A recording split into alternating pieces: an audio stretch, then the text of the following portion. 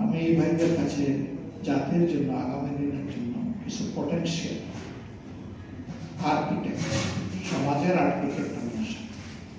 কে কোন দিকে আর্কিটেকচার করবেন, এডুকেশনের করবেন না বাস্তব ফিল্ডে গিয়ে করবেন, ব্যবসার জগতে আপনি উদাহরণ সেট করবেন না কোথায় সেট করবেন, আপনি এখন থেকে চিন্তা করবেন।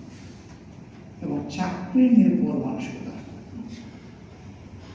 চাকরি নির্ভর মানসিকতা মানে আমি একজন চাকর না, আমি আল্লাহর শ্রেষ্ঠ মাখলুক হিসাবে। চাকরি নয়, মানুষের জন্য কর্মক্ষেত্র তৈরি করে। একজন ইমানদার মানুষের সাথে তার সহকর্মী কর্মচারী যারা থাকবে, যে আল্লাহকে ভয় করে, তার সহকর্মীরা তাকে নিয়ে সন্তুষ্ট থাকবে, খুশি থাকবে, আনন্দিত থাকবে। কিন্তু একজন জালেম, সম্পদের জন্য লোভী, আল্লাহ সে তো অহরহ তার সহকর্মীদের হক নষ্ট। এখানে তো একটা বেসিক চেঞ্জ থাকে, ডিফারেন্স থাকে। আমরা তো ওই মডেলটাই তৈরি করতে চাই যে উদ্যোক্তা হোক অথবা সহকর্মী হোক, সবাই মিলেমিশে এক করবে। উদ্যোক্তা ফিল করবে আমার এই হাত ধরে না থাকলে আমার সব অকেজ, আর তার সহকর্মীরা ফিল করবে আমাদের এই ভাইটি না থাকলে, পিতাটি না থাকলে আমরাও কিছু, আমাদের হাত কোন কাজে লাগবে না। অথচ এখন ক্লেশ অফ ক্লাস, দুই ক্লাসের ক্লেশ চলতেছে, এখন দ্বন্দ্ব চলতেছে, একদিকে মালিক পক্ষ আর একদিকে অপর পক্ষ। এবং যার কারণে একজন আগাইতে চাইলে আরেকজন তার ঠ্যাং ধরে নিচে দিকে নামাই আগাইতে দেয়। এই সমাজ না নৈতিকভাবে আগাচ্ছে না বৈশ্বিকভাবে আগাচ্ছে।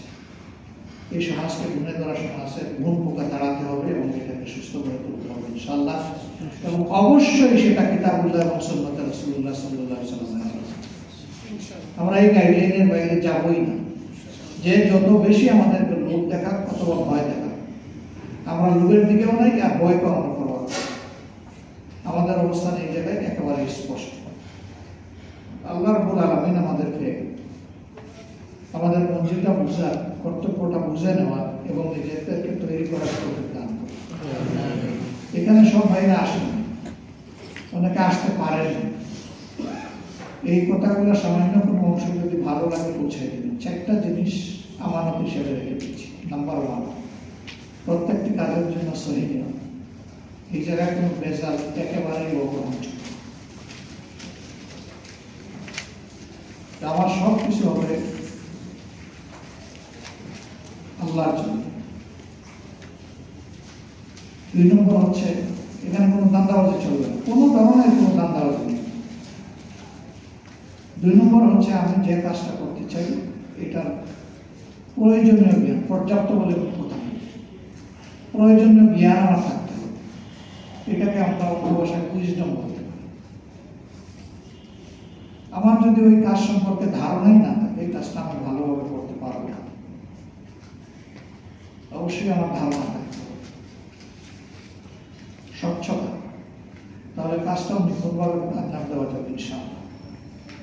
এখানে হারাম হালালের প্রশ্নটাও যেমন প্রতিপালিত হবে, ঠিক তেমনি ভাবে এই কাজটাকে স্মার্টলি করার কারণে বেটার বেনিফিট পাওয়া যায়।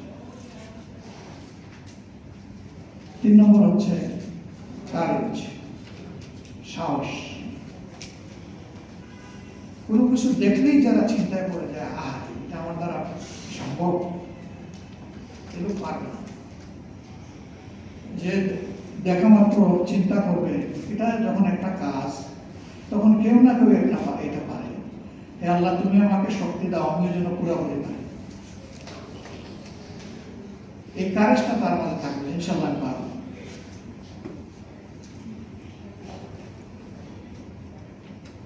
কাপুরুষ যারা, তাদের আল্লাহ একজন না, তাদের ইলাহ বহু ভাগে এবং কার্যত সে 5 ওয়াক্ত নামাজ পড়লেও সে শিরকে লিপ্ত।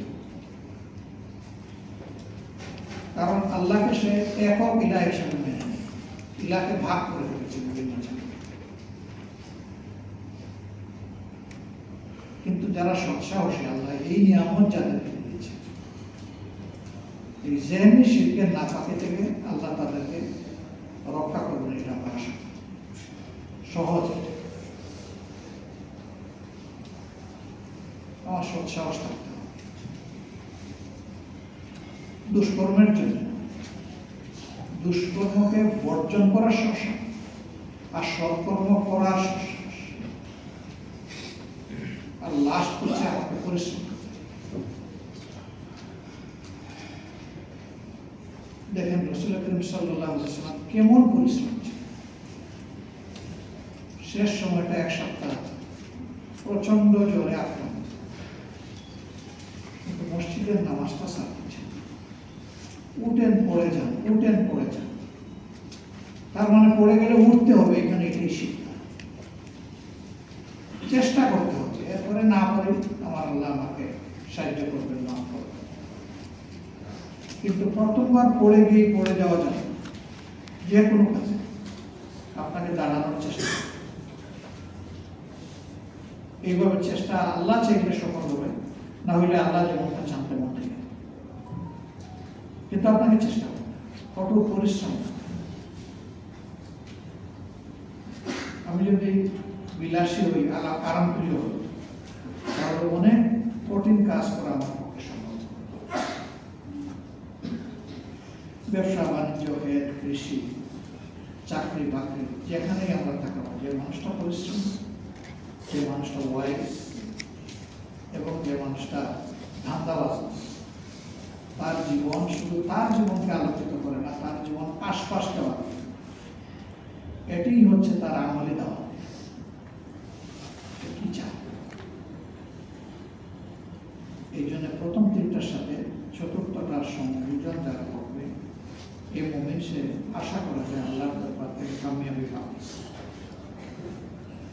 আর যদি কেউ নাস্তিক হয়, তাহলে তার প্রথমটার দরকার নাই, সহি নিয়তের দরকার নাই। যে কোনো একটা নিয়ত করলে তার, সে চুরির নিয়ত করুক, বাটপারের নিয়ত করুক, বা হিমালয় বিজয়ের নিয়ত করুক, ওখানে তার আল্লাহকে খুশি করার তার কোনো ইচ্ছা না।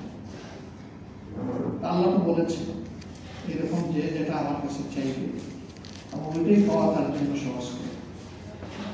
আল্লাহ যেমন জোর করে চুরকে বিরত রাখেন, ঠিক তেমনি ভাবে আল্লাহ তার কোনো আবেদ গুলামকে, বান্দাকে, তার মায়ার আপনার কোনো বান্দাকে জোর করে অপরাধের দিকে আল্লাহ ঠেলেও দেন। এটা আল্লাহর পলিসি। আল্লাহ বান্দার নিয়তের উপরে আল্লাহ তার জায়গা থেকে তার করণীয় থাকবে। চুরি করবে, সে জানে যে এটা পাপ, তারপরেও তুমি করবা, এলাও যাও। এখানে আল্লাহর কোনো সাহায্য নেই, এখানে জাস্ট তার জন্য দোয়া করে।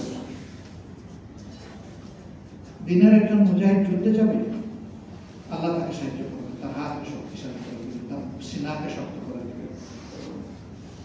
একজন দায়ীর আল্লাহ, সে রাস্তায় নেমেছে কাজ করতে, অনেক কঠিন কাজ, সহজ হবে, কথাটা মানুষের কাছে গ্রহণযোগ্য হবে। মুসা আলাইহিস সালামকে আল্লাহ তাআলা যে দোয়া শিখিয়ে দিয়েছিলেন, সেটা সে করবে। রব্বি ইশরাহ লি সাদরি ওয়াইসির লি আমরি ওয়াহলুল উকদাতাম মিন লিসানি ইয়াফকাহু কওলি। সে ওইটা পড়ে তার কাজে লেগে যাবে, আল্লাহ তার কাজ সহজ করবে।